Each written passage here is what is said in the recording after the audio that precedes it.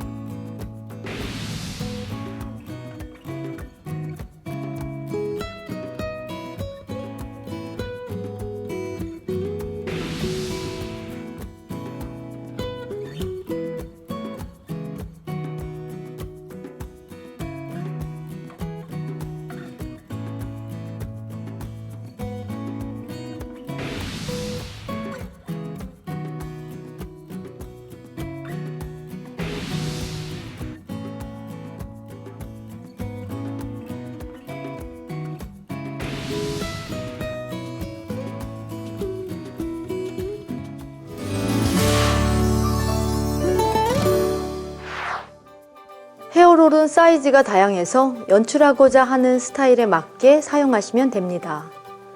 일반적으로 작은 헤어롤은 앞머리, 탑에 사용하고 중간 헤어롤은 옆과 뒤에 사용합니다. 이제 숱 없는 헤어와 짧은 헤어의 셀프 헤어를 많은 방법을 알려드릴게요.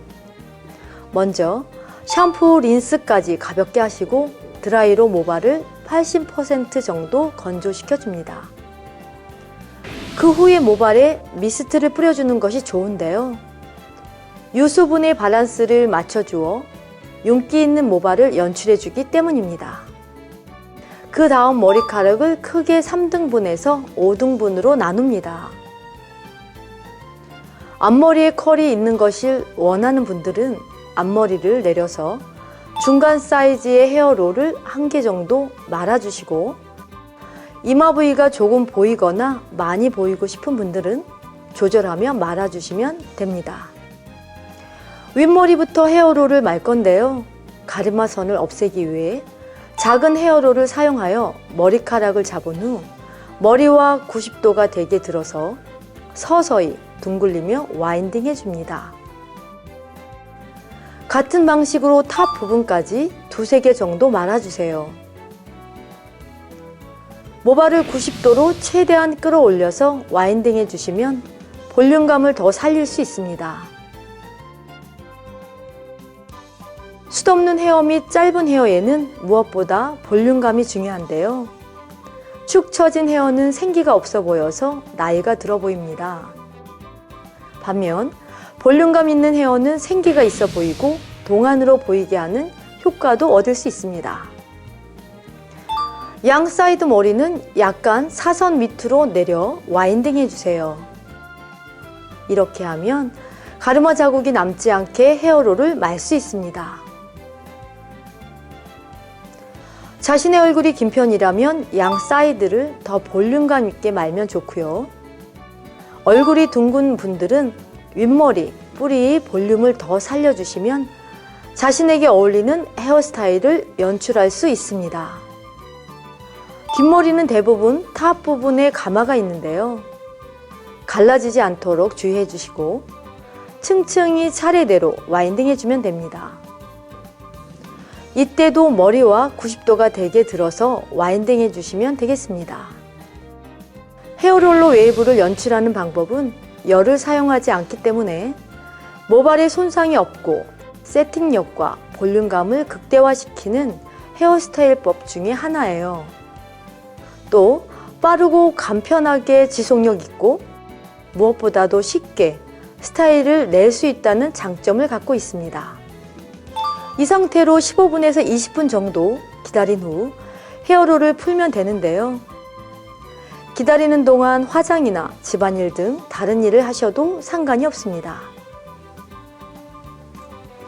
바쁜 아침 시간을 좀 더 절약하시려면 와인딩 되어 있는 상태로 헤어 드라이기를 이용해 3분에서 5분 정도 열 처리를 해주면 되는데요. 이렇게 할 경우 훨씬 윤기가 나고 빠른 시간 내에 외부의 효과를 연출할 수 있습니다. 좀 더 풍성한 헤어를 연출하고 싶으시다면 헤어롤을 푸신 후 백콤을 넣어주세요. 모발 안쪽에 백콤을 넣어주시고 눈에 보이는 바깥 모발은 손가락이나 빗을 이용하여 가볍게 정리해 주시면 되겠습니다. 그리고 한 가지 팁을 드리자면 열 처리까지 하고 난 후 마지막 단계에서 스프레이를 전체적으로 가볍게 뿌려주면 컬이 오랫동안 유지될 수 있습니다. 이렇게 해서 볼륨감 있는 자연스러운 컬이 완성됐습니다.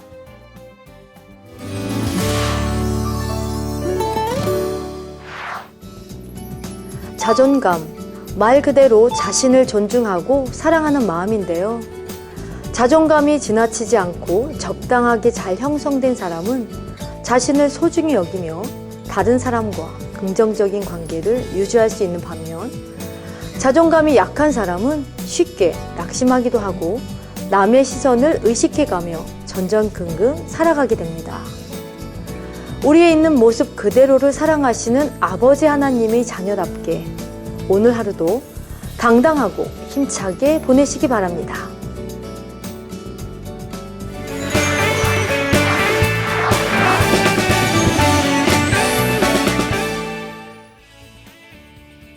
GCN 시청자 여러분 안녕하세요. 72억의 인구가 살고 있는 이 지구상에는 얼마나 많은 수의 언어가 존재할까요? 2008년 유네스코에서 발표한 자료에 의하면 약 8천여 개의 언어가 사용되고 있다고 하는데요. 언어의 다양성은 곧 문화의 다양성을 의미합니다.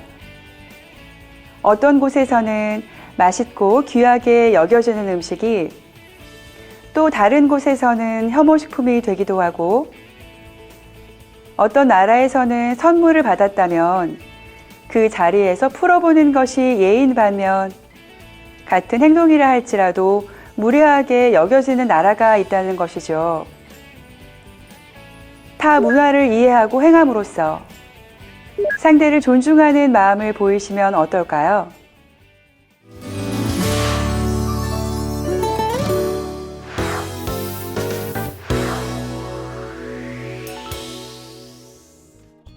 우리가 살고 있는 이 지구를 7대륙으로 나누어 볼까요? 대륙이란 지구 표면에 거대한 면적을 가진 육지를 말하는 것으로 대륙의 지형과 기후에 따라 인류는 문명을 생성하고 발달시켜 왔는데요. 음식과 차, 의복, 주거 형태 등 고유의 문화를 가지게 되었죠. 문화와 함께 관습도 생겨났는데요.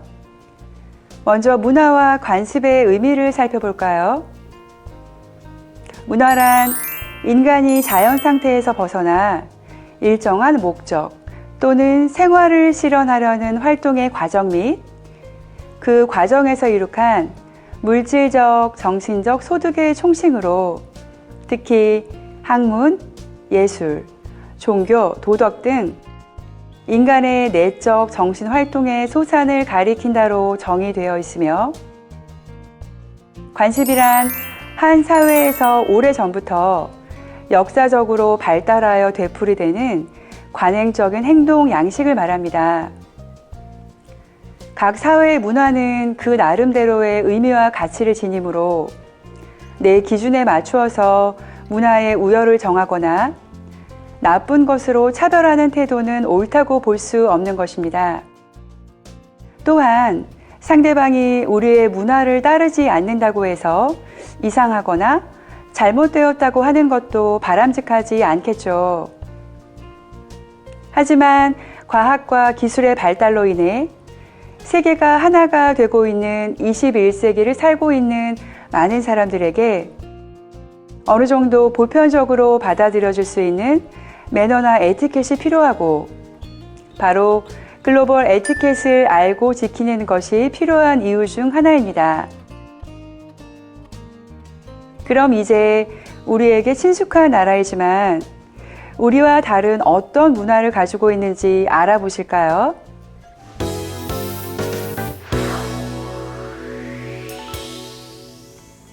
일본 사람들은 왜 식사를 천천히 할까요? 일본인은 거의 젓가락만 사용하여 식사를 하며 큰 그릇에 든 요리들을 먹기 위해 공용의 큰 숟가락이 있을 뿐입니다. 밥도 공기를 들어 젓가락으로 먹고 국도 국그릇을 들어 국물을 마신 후 건더기는 젓가락으로 먹는 것이죠. 또한 비교적 낮은 상에서 식사하면서 그릇을 들고 먹게 되니 자연히 식사 속도가 늦어질 수밖에 없습니다. 그렇다면 왜 이와 같은 젓가락 문화가 생기게 되었을까요? 일식은 목기를 많이 사용하기 때문에 식기를 상처 내지 않게 하기 위해 그릇을 손에 들고 먹게 되었고, 식도구도 손에 잡기 쉬운 크기와 무게가 되었다고 해요. 또한 천천히 먹어야 몸에 좋고 장수할 수 있다고 생각한다고 합니다. 반면에 물기가 많은 습성 음식이 발전한 우리나라에서는 숟가락으로 밥과 탕, 국, 찌개를 먹고 젓가락으로 다른 반찬을 먹는 식습관이 있습니다. 이와 같이 작은 것 하나에도 차이가 있으니 상대를 배려하고 존중하기 위해서는 타 문화에 대한 기본 지식을 알고 이해하는 것이 중요하겠죠.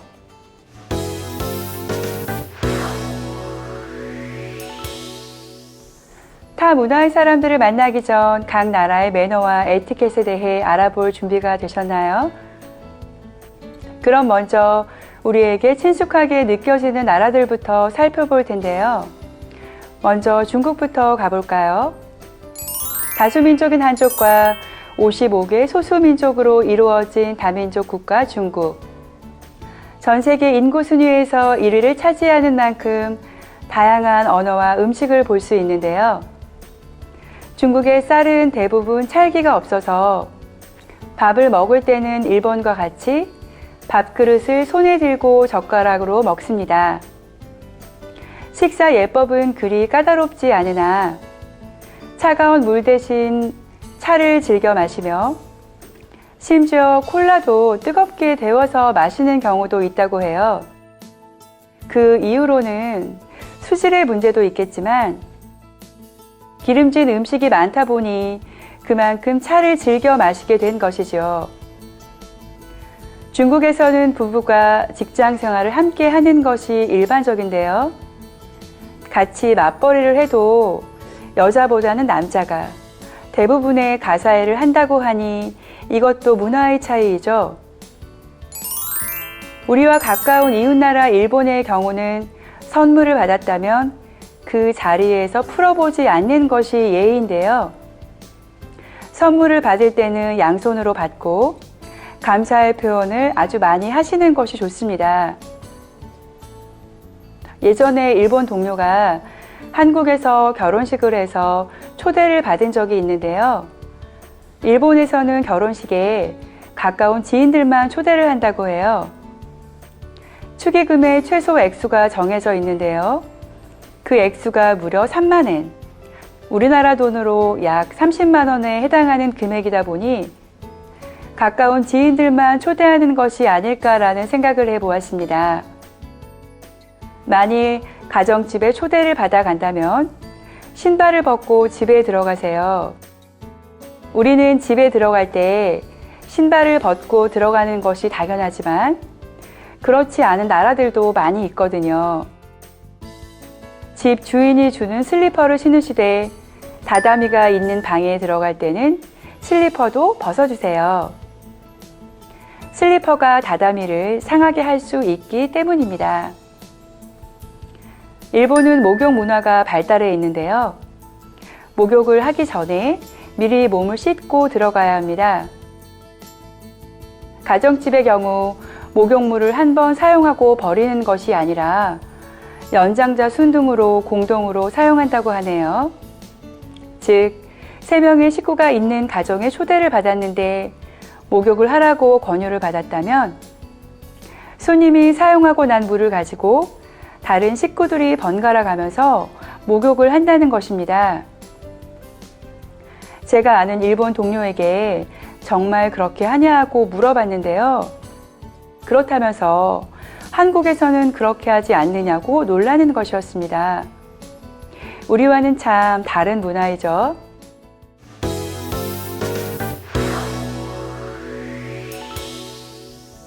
미국을 떠올리면 먼저 어떤 단어들이 연상되시나요? 자유의 여신상, 디즈니랜드, 유니버셜 스튜디오 등 많은 관광 명소들이 있지만 저는 우리나라와는 다른 문화 중에 하나인 팁 문화가 떠오릅니다. 팁을 다른 말로 하면 봉사료라고 할 수 있는데요. 인적 서비스를 받았을 때, 즉 식당에 가거나 택시를 탔을 때 팁을 내게 되어 있어요. 어떻게 생각하면 식사비도 지불하고 택시비도 내는데 왜 굳이 팁을 주어야 하는지 의문을 가지실 수도 있지만 바로 문화의 차이라고 이해하시면 좋겠습니다. 팁의 액수는 통상적으로 음식을 먹을 때는 음식 가격의 15%를, 택시를 살 때는 택시비의 20%를 팁으로 내시면 적당합니다. 만일 비즈니스 파트너의 집에 식사 초대를 받았다면 선물로 무엇을 준비하면 좋을까요? 꽃이나 초콜릿, 한국 특산품 등이 좋은데요. 우리나라에서처럼 케이크를 사 가신다면 주인에 대한 예의가 아닐 수 있어요. 서양에서는 식사 초대에서 디저트 솜씨를 자랑하는 것이 일반적인데요. 케이크를 사간다면 안주인의 디저트 솜씨를 못 믿어해서 사온 것으로 오해할 수 있기 때문이죠. 또한 방문하기 전 김치나 된장찌개 등 마늘 등의 냄새가 나는 음식은 가급적 드시지 않는 것이 좋은데요. 우리는 늘 먹는 음식이라서 잘 의식하지 못하지만 아무리 양치질을 해도 냄새가 완전히 가시질 않아 실례가 될 수 있기 때문입니다.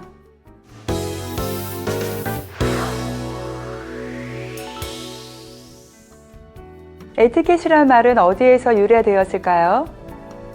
여러 가지 설이 있는데요.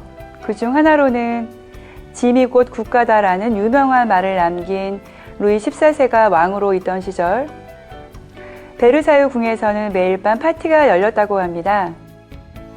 모인 인원이 1000명, 어떤 때는 4000명이 되다 보니 화장실이 부족해 잔디에 들어가 용변을 보는 일이 빈번히 발생하게 되었죠. 정원이 훼손되는 것을 막기 위해 정원사가 통로를 안내하는 푯말을 세워놓게 되었는데요. 그 푯말을 에티켓이라 불렀고 궁의 사람들이 모두 푯말을 지키기로 결정해 이후로 에티켓을 따라가다라는 말이 쓰이게 되었다고 합니다. 파티 문화와 더불어 음식과 도자기, 의복 등 다양한 문화가 발달한 유럽. 우리나라와는 다른 문화가 하나 있는데요. 그 대표적인 것이 화장실 이용 시 팁을 낸다는 것입니다. 지금 보시는 사진은 독일의 시내에 있는 한 백화점인데요. 화장실 입구에 사람이 앉아 있고 팁을 놓을 수 있는 통이 마련되어 있어요. 팁의 액수는 정해져 있지 않지만 동전으로 놓으시면 되니 약 1000원 미만 정도 될 것 같아요. 입구에 앉은 직원에게 팁을 놓는 이유에 대해 물었더니 그분들이 화장실 청소를 하기 때문에 팁을 받는다는 대답을 들을 수 있었습니다. 화장실의 팁 문화는 유럽 내에서도 나라별로 조금씩 차이가 있기 때문에 방문하시는 나라에 맞게 하시면 될 것 같습니다.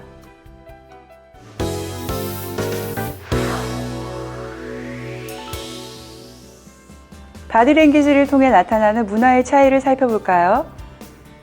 고개를 끄덕이거나 엄지손가락을 들어 올리는 것과 같이 몸짓이나 자세를 통해 전달되는 언어를 바디 랭귀지라고 하는데요.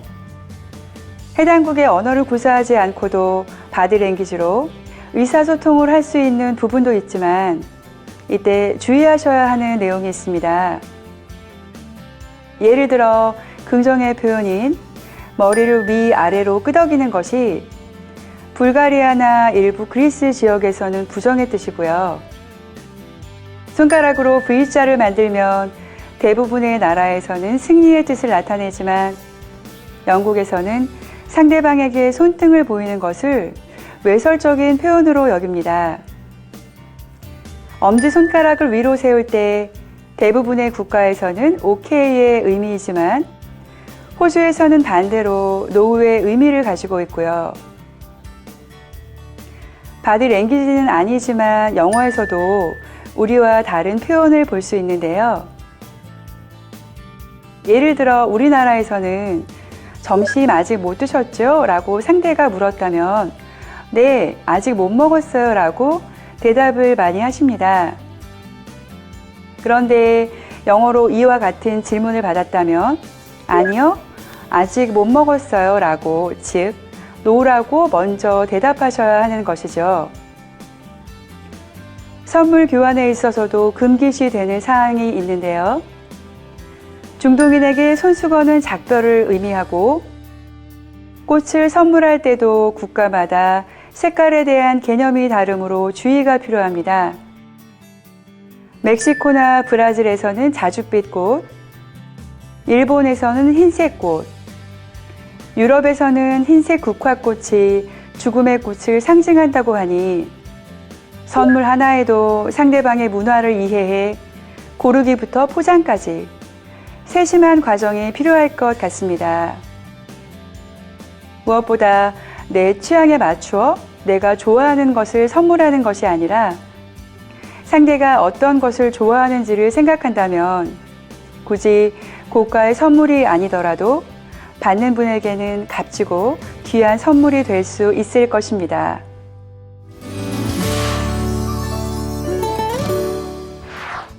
비행을 하면서 각 나라의 손님들을 대하다 보니 나라별로 어떤 특징들이 있는 모습을 보게 되었습니다. 왜 그럴까 궁금해졌고 책을 통해서 그 답을 얻게 되었어요. 상대의 문화에 대해 어느 정도 기본 지식을 알고 손님을 대하니 그전에는 이해하지 못했던 부분들이 문화의 차이로 보이기 시작하면서 제가 얼마나 편견을 가지고 있었는지를 깨달을 수 있었습니다. 무엇보다 상대를 이해하고자 하는 마음 자체가 부족했던 것이죠. 이런 문화의 이해는 타 문화권의 사람들을 대할 때만 해당되는 것은 아닙니다. 배움과 지식, 성장 배경 등이 다른 내 주변의 사람들을 대할 때도 이해하고자 하는 마음으로 눈으로 바라봐 주시면 어떨까요? 글로벌 에티켓의 시작, 바로 이해하고 사랑하는 마음이 아닐까 생각해 보며 에티켓 코디네이터 서미정, 다음 시간에 인사드리겠습니다.